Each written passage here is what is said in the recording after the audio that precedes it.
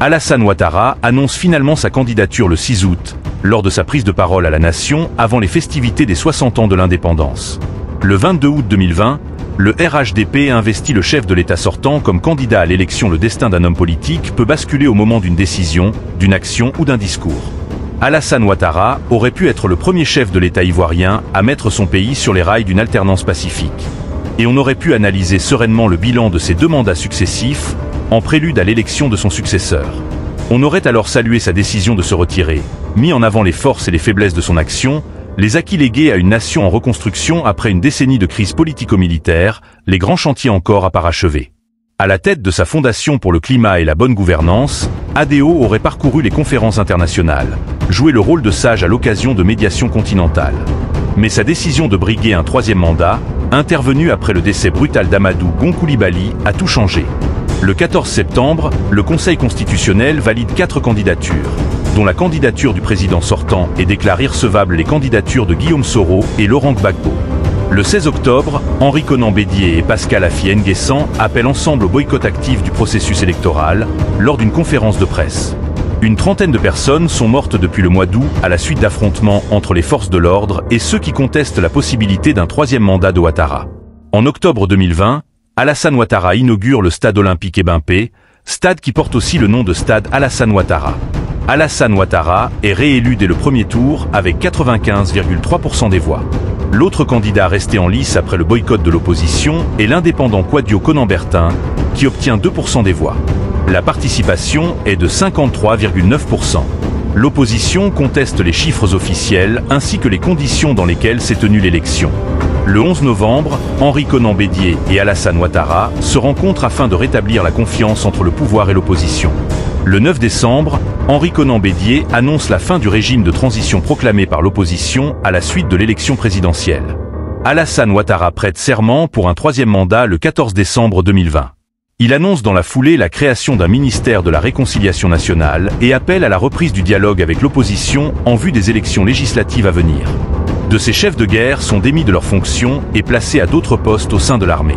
Cependant, l'armée ivoirienne reste régulièrement accusée d'agir de façon non professionnelle et d'effectuer des règlements de compte. Amnesty International continue de dénoncer les violences commises par l'armée ivoirienne et les chasseurs traditionnels russes depuis avril 2011, dans un rapport intitulé Loi des vainqueurs et rendu public le 25 février 2013. L'ONG accuse également l'administration Ouattara de tolérer ces représailles et répressions contre les personnes présumées pro-Gbagbo au nom de la sécurité et souligne l'existence de détentions arbitraires et de traitements inhumains et dégradants. Enfin, l'ONG appelle à briser le cycle des abus et de l'impunité, indiquant que des soutiens d'Alassane Ouattara sont soupçonnés d'avoir commis aussi de graves crimes pendant la crise ivoirienne de 2010 à 2011, alors qu'aucun d'entre eux n'a été inquiété par la justice ivoirienne. Pas plus que les militaires accusés d'avoir commis des exactions après les vagues d'attaques armées de 2012 cependant, en juillet 2015. 8 militaires pro-Ouattara sont inculpés par la justice ivoirienne. Réformes économiques et agraires. Lors de son arrivée au pouvoir, pour redresser l'économie, 4 400 milliards de francs CFA ont été perdus pendant la crise. La croissance a chuté à 8%, les exportations de cacao ont été stoppées. Il propose notamment un plan d'urgence de 45 milliards de francs CFA. À partir de janvier 2012, est lancée la réforme de la filière café-cacao surnommée Réforme Ouattara par les médias, qui représente à ce moment près de 40% des exportations et 10% du PIB du pays. L'objectif est de relancer l'économie agricole en augmentant la production et le rendement des plantations. Le Conseil du café-cacao, conduisant la réforme, souhaite encourager l'utilisation de semences sélectionnées et de produits phytosanitaires homologués, lutter contre les maladies affectant les plantations telles que le soleil chaud, faciliter l'accessibilité et la disponibilité des engrais et inciter les producteurs à cultiver le cacao plutôt que d'autres. Enfin, une police de contrôle doit être mise en place pour prévenir le non-respect des itinéraires techniques de la récolte cacaoyère affectant la qualité du produit. La réforme se heurte cependant à l'inquiétude et au scepticisme des producteurs, qui font face à une forte concurrence avec le Ghana et sont dépendants du cours du cacao. La réforme permet tout de même d'atteindre le point d'achèvement de l'initiative PPTE et d'alléger sensiblement la dette extérieure de l'État ivoirien 84. Il annonce en octobre 2020 une augmentation de 21% du prix du cacao payé aux planteurs, en accord avec le Ghana, également grand producteur de cacao. D'autres pans de l'agriculture ivoirienne font aussi l'objet de réformes importantes, conduites par le ministre de l'Agriculture Mamadou Sangato. Ces réformes visent à accroître la professionnalisation et de la représentativité du secteur, assainir le mouvement des coopératives agricoles, à créer une interprofession par la filière, gouvernement applique également de façon plus stricte le code foncier rural pour lutter contre les conflits fonciers, cause de nombreux affrontements mortels dans les campagnes. L'ensemble doit permettre de renforcer le cadre institutionnel, maîtriser les coûts et encourager l'investissement agricole.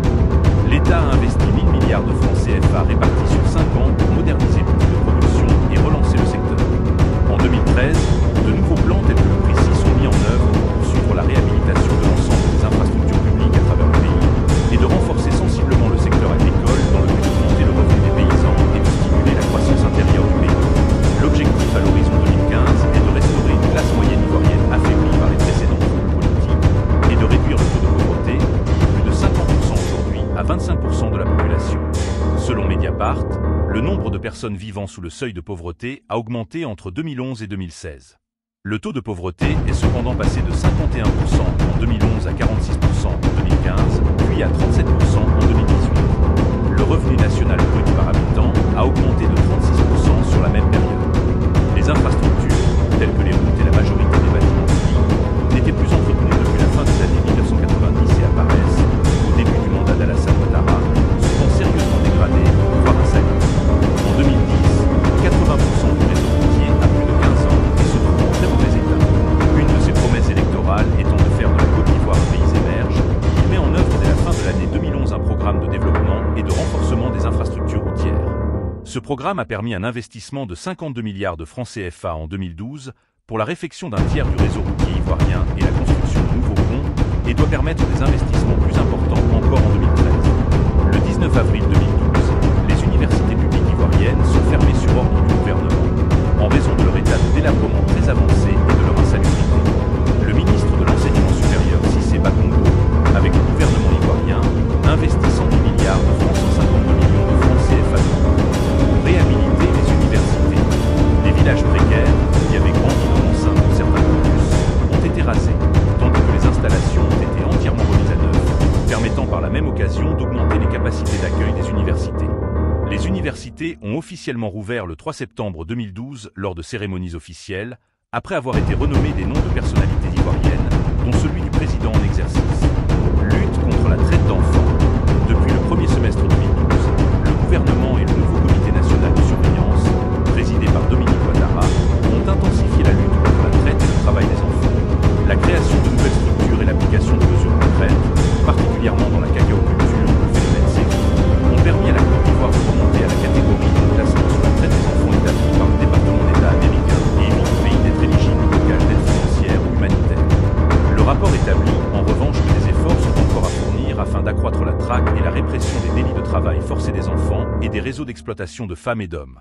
Gouvernement ivoirien le 28 avril 2013 a démantelé immédiatement le réseau militaro-économique, combattre tout type d'imposition illégale et renforcer la sécurité intérieure pour éviter le racket, les vols et le pillage de la part de groupes armés illégaux.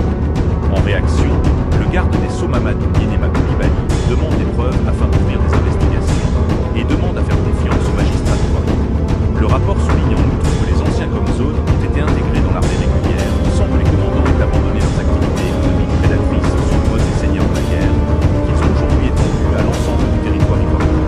En 2018, un rapport confidentiel d'ambassadeurs des pays de l'Union européenne, qui parvient à la presse, évoque notamment un enrichissement spectaculaire de la classe dirigeante.